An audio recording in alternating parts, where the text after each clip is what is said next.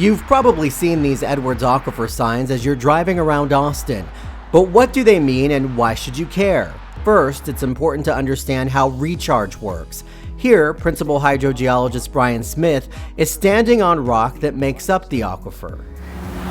And we see openings, large openings. We see fractures in this rock and where dissolution has taken place that's allowing for movement of water through and dissolving the rocks further. Here we see how this is how water gets into the aquifer. And this is a great example. It would be better if it was raining and a lot of water was flowing.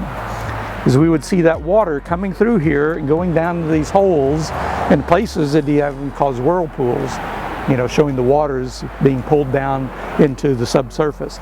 And from there it moves through other openings and fractures, indicating that that water is recharging the aquifer. Because the aquifer itself might be 100 feet below us. That's where the rocks are saturated with water.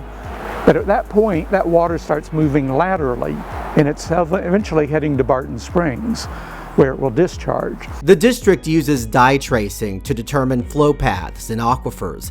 Dye traces have shown that water can travel as fast as 17 miles in 3 days.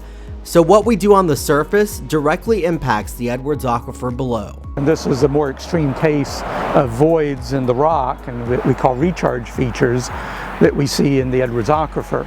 So one has to remember that in certain places, this system might be underground, but we don't see it because of a covering of soil. So you might think, well, I don't have anything like that in my yard. And if you're using fertilizers heavily or spill some chemicals or gasoline, that material could percolate through the soil and reach openings like this, and they'll be directly recharging into the aquifer, which many people, we estimate 60,000 people, depend on this portion of the Edwards Aquifer for their main source of drinking water. And also we have the swimmers at Barton Springs to be concerned about with good quality water, and ultimately the endangered species like the salamanders that live in and around Barton Springs that would be affected by poor water quality. That's why it's important to think about the impacts of chemical contamination.